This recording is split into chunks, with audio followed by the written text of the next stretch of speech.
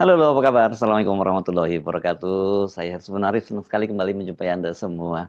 Presiden Prabowo Subianto ternyata diam-diam telah menandatangani peraturan Presiden IKN sebagai ibu kota politik di tahun 2028.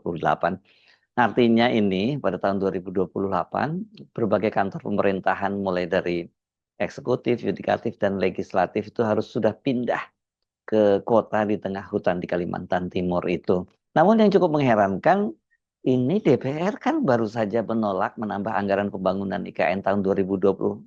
Sebagai konsekuensinya, seperti kata Kepala Otorita IKN Basuki Hadi Mulyono, pembangunan IKN itu akan molor lagi. Jadi nggak mungkin dipakai sebagai ibu kota politik sekalipun itu pada tahun 2028.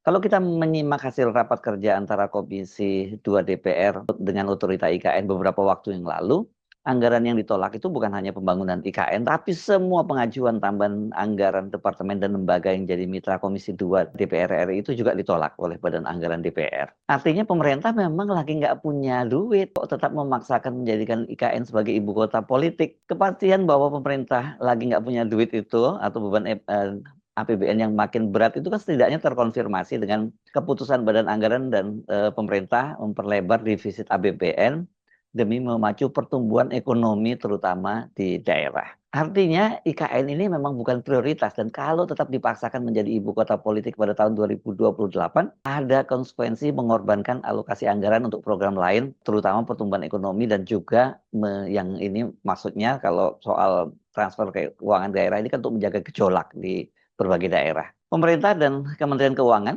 kan 2 hari yang lalu itu baru saja memutuskan untuk menambah jumlah transfer keuangan daerah yang sebelumnya dipangkas oleh Menteri Keuangan Sri Mulyani.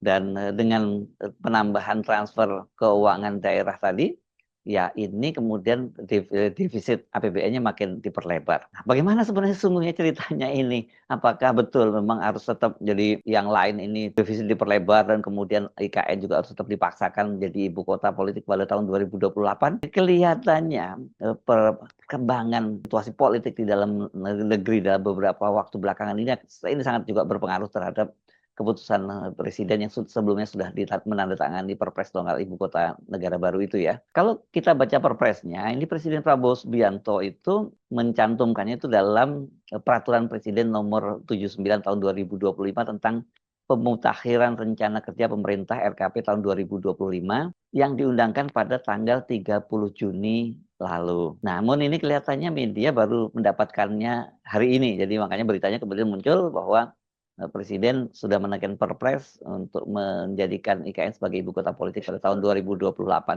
Saya setidaknya membaca di 2 media, yang satu di Detik dan juga di Kontan. Nah, dalam Perpres itu disebutkan perencanaan dan pembangunan kawasan serta pemindahan ibu kota Nusantara dilaksanakan sebagai upaya mendukung terwujudnya ibu kota Nusantara menjadi ibu kota politik di tahun 2028.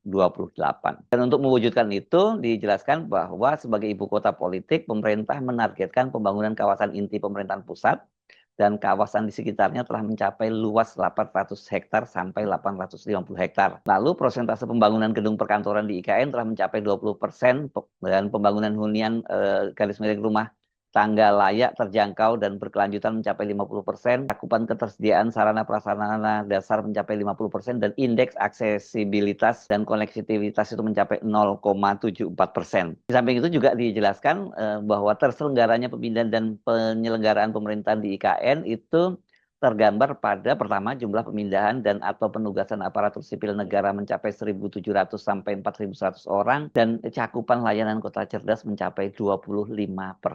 Bagaimana kelanjutan dari pelaksanaan Perpres itu?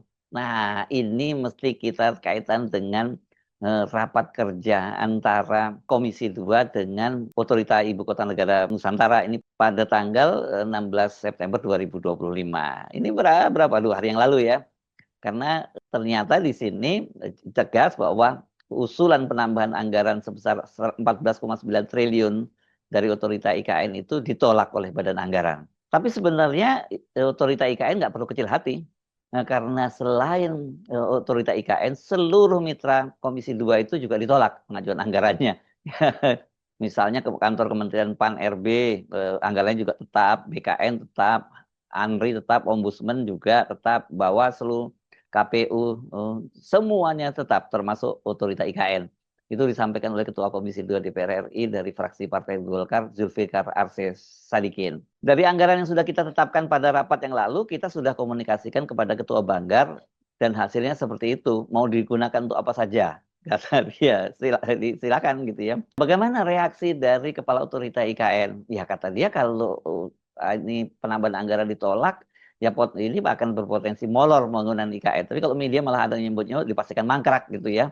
Ya kenapa? Karena pendanaannya tidak mencukupi. IKN saat ini kata Basuki itu menargetkan pembangunan tahap 2 yang mencakup ekosistem legislatif dan yudikatif selesai pada tahun 2028.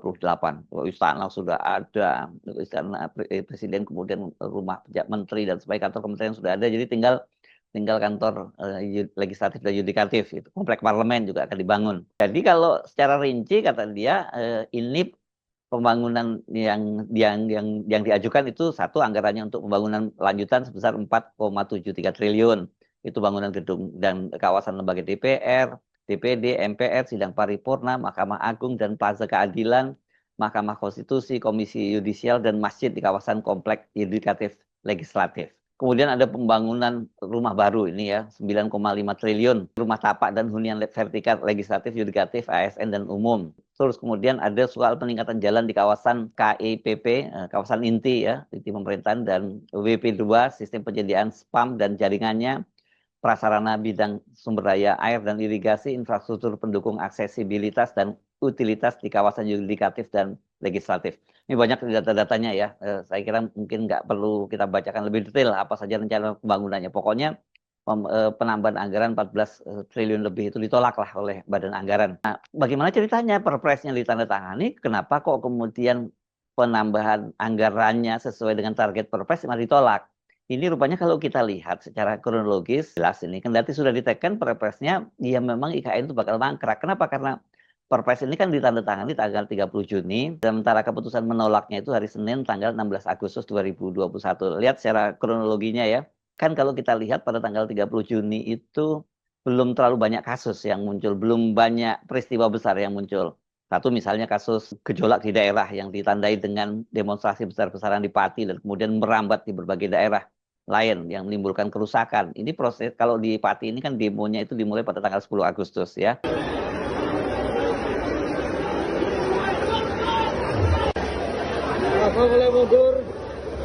Masa mulai mundur pada mereka panik karena ada gas air mata yang tadi ditembakkan oleh pihak kepolisian karena masa sudah mulai anarkis tadi melempar-lempar botol air.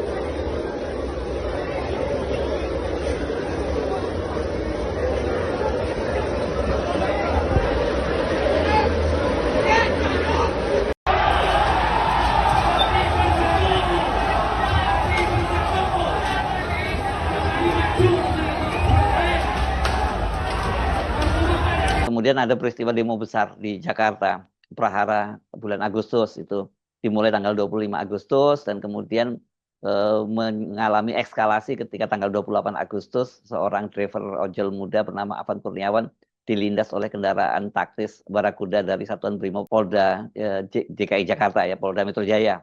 Kota itu ditutup, mulai bakar.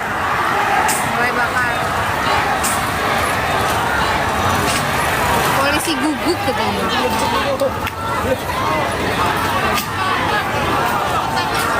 Tuh yang nonton tuh yang di atas tuh nonton yang di atas, dia nggak berani ke bawah. Mereka nggak berani ke bawah.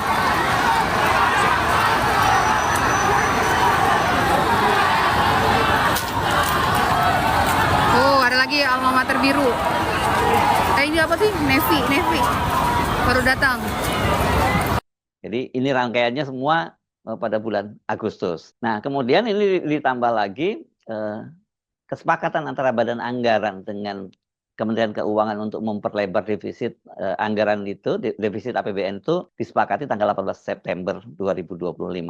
Jadi walaupun itu sifatnya perpres, tapi kelihatannya kemudian mau tidak mau itu dibatalkan oleh peristiwa-peristiwa besar yang belakangan ini terjadi. Badan Anggaran DPR itu menyepakati pelebaran defisit untuk usulan anggaran pendapatan dan belanja negara tahun 2026 ya. Perubahan postur setuju dalam rapat kerja antara Banggar, Kementerian Keuangan, Kementerian BPN, Bappenas, dan Bank Indonesia.